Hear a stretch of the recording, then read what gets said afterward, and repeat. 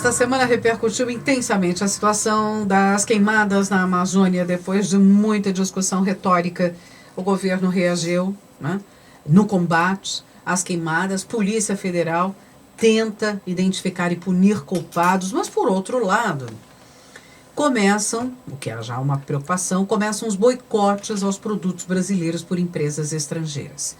Essa é uma situação que ainda parece longe, né, de se resolver. E nós vamos conversar sobre essa conjuntura com o professor Pedro Luiz Cortes, livre-docente, professor da ECA e do Programa de Pós-Graduação em Ciência Ambiental do Instituto de Energia e Ambiente aqui da USP, coordena a Rede Internacional de Estudos sobre Meio Ambiente e Sustentabilidade e participa do projeto temático FAPESP Governança Ambiental da Macrometrópole Paulista. Bom dia, professor. Bom dia, Roxane, bom dia, ouvintes. É um prazer falar com vocês. Muito bem, queimadas, queimadas e queimadas, esse foi o assunto da semana, como já previsto, né? Vamos tentar recuperar essas informações, professor. O que tantos aspectos relacionados ao que está acontecendo na Amazônia? Bom, só para a gente ter um número aí de comparação, né? Na semana passada, de domingo a quinta, né, de 18 a 22 de agosto, o INPE detectou 62.335 focos de queimadas na região amazônica.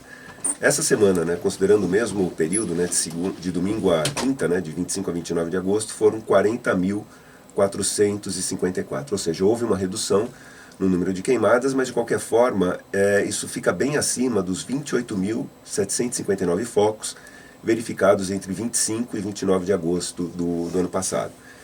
E é importante considerar que de 1º de janeiro deste ano até o presente foram 689 mil focos, enquanto no mesmo período do ano passado foram 297 mil. Ou seja, o número de queimadas está, né, conforme já fartamente comentado, está bem acima da média.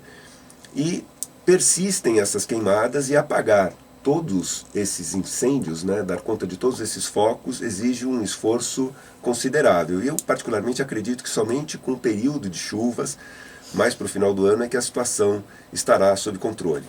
E o governo, né, diante disso, ele gastou boa parte do seu tempo, e ainda gasta, né, em um exercício de retórica sobre a necessidade de pedidos de desculpa, coisas do tipo, né? Parecia uma discussão infantil, parecia uma discussão entre crianças, né, no pátio da escola. Na prática, não se tem verificado um esforço para reverter possíveis boicotes que começam a acontecer. O governo ele está se empenhando agora no combate às queimadas, mas as repercussões internacionais começam a aparecer, e eu não estou vendo aí nenhuma manifestação mais incisiva do governo no sentido de dar resposta a essas demandas que os nossos importadores estão apresentando.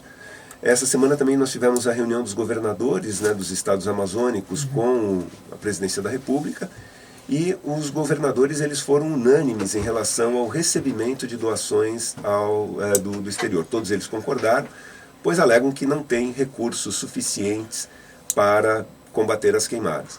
Enquanto isso, nós temos recursos importantes que estão parados no Fundo Amazônia, pois o governo simplesmente não gostou da maneira que esse fundo estava sendo gerido. O Bolsonaro utiliza uma argumentação dizendo que isso só beneficiava as ONGs, quando na verdade toda a governança dele era aprovada não só pelo governo brasileiro, né, pelo menos até o final do ano passado, com acompanhamento do BNDES, mas também pelo governo alemão, pelo governo da Noruega. Então não havia nenhuma crítica sobre a forma de atuação do Fundo Amazônia, mas enfim, o governo não gostou da maneira como isso estava sendo conduzido, e na prática ele não apresentou nenhuma justificativa plausível, e recursos necessários não podem ser utilizados porque eles estão bloqueados à espera aí de uma decisão, né? Enquanto ficamos nessa discussão retórica, deixamos de utilizar recursos que precisamos para o combate às queimadas. A ministra da Agricultura, Tereza Cristina, disse que as barreiras às importações não se justificam, pois o agronegócio não pode ser culpado por queimadas. Então cabe aquela pergunta à ministra, né? Na opinião dela, quem são os culpados pelas queimadas na Amazônia? Por que houve esse aumento significativo? É claro que você tem um setor do agronegócio que é extremamente responsável, cumpre as leis, procura fazer tudo certinho, voltado para a exportação, mas você também tem uma banda podre que acaba contaminando todo o setor. E é exatamente essa resposta que ela precisa dar. Enfim, quem é que está promovendo? Se o agronegócio não pode ser responsabilizado, ou pelo menos parte dele, enfim, quem é que está promovendo essas queimadas? E ainda essa semana ela comentou em um evento em São Paulo que, abre aspas, a histeria na imprensa brasileira para falar mal do Brasil.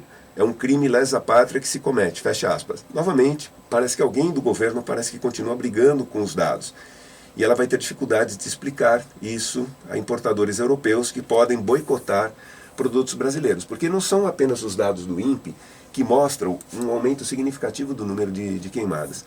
Há levantamentos internacionais que monitoram as queimadas em diversos países que mostram exatamente isso. Ou seja, houve um aumento significativo desde o ano passado. Então, não depende só da imprensa brasileira se manifestar ou não, porque a imprensa internacional tem acesso a isso, tem correspondentes aqui, enfim, não adianta brigar com os dados. O importante é dar uma resposta positiva, né, para a sociedade e para os importadores dos nossos produtos. Em relação aos boicotes, as coisas já começam a pipocar. A maior produtora de salmão do mundo, a empresa Moe, anunciou que estuda interromper a compra de soja do Brasil por causa da situação na Amazônia. Essa soja ela utiliza como ração para a criação de salmão.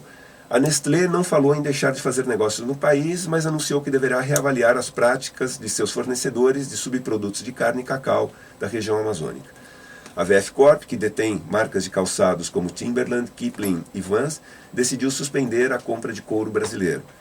A Finlândia pediu que a União Europeia avaliasse a possibilidade de banir a importação de carne brasileira. Obviamente tudo isso preocupa o agronegócio sério exportador e que cumpre a legislação.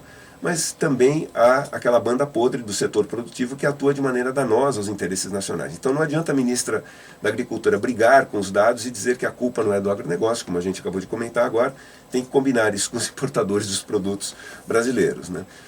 Outra notícia essa semana foi que, na quarta-feira, o governo federal decidiu proibir as queimadas em todo o país durante o período de seca. O decreto suspende a permissão do emprego do fogo por um período de 60 dias, com o objetivo de proteção ao meio ambiente. Vamos torcer para que esse decreto surta efeito, mas é fundamental que tenha fiscalização. Então, a gente poderia dizer assim, o resumo da ópera, né? O governo sentiu o impacto e resolveu agir, embora predomine uma preocupação exacerbada com a retórica. Se ele tivesse visão estratégica, ele teria percebido já há um bom tempo que nossas exportações poderiam ser seriamente prejudicadas pelos boicotes no exterior, que podem ser barreiras impostas pelos governos, por empresas, né, grandes grupos, ou diretamente pelos consumidores, que podem decidir lá no supermercado não comprar produtos de origem brasileira. Teria sido muito mais fácil agir preventivamente, fiscalizando, do que agir reativamente, como está acontecendo agora, ao tentar apagar incêndios que poderiam ser evitados. Ou seja, o governo ele subestimou a reação internacional em relação ao que poderia acontecer na Amazônia, né? Eu acho que o Bolsonaro ele pensou, não, deixar ser leniente com a fiscalização, deixar o pessoal desmatar para expandir a nossa fronteira agrícola, só que ele talvez não tenha percebido que isso pode ser facilmente detectado, não só pelo INPE, mas também institutos internacionais fazem, né, tem como fazer esse levantamento, e a repercussão disso na mídia, não só nacional, mas na mídia internacional e junto a grupos de consumidores europeus principalmente, que são muito ligados às questões ambientais, têm poder de compra e têm opções. Quer dizer, se eles não comprarem a carne brasileira, podem comprar a carne da Argentina, do Uruguai ou mesmo de países do leste europeu que também são produtores. Só para dar um exemplo. Então, o governo subestimou isso, faltou uma visão estratégica disso, porque se ele tivesse cuidado do meio ambiente, o prejuízo seria muito menor do que aquele que aparentemente está se aproximando da gente agora, né? E aí acaba ficando diante de aspectos tão importantes como os descritos aqui pelo professor, esse negócio de pede desculpa daqui, ofende dali, isso aí realmente acaba ficando... Prejudica as relações internacionais. Piora a nossa imagem, perde tempo e não resolve a situação. Essa é que é a questão. Vamos continuar acompanhando. Certamente esse será assunto da próxima semana também. Está longe de resolver isso aí tudo. Está longe, né? Infelizmente está longe. Está longe, está muito longe. Professor Pedro Luiz Costos, conversa com a gente sempre às sextas-feiras. Professor do Programa de Pós-Graduação em Ciência Ambiental do IEE. Tem um canal no YouTube, Ambiente é Nosso Meio. Nós publicamos o áudio, o professor publica o vídeo. Você pode acompanhar todos os temas que são desenvolvidos relacionados ao meio ambiente semanalmente aqui. E é isso, professor. Boa semana. Vamos ver do que falaremos. Aposto que será mais um desdobramento desse assunto semana que vem. Eu agradeço. Uma boa semana a todos.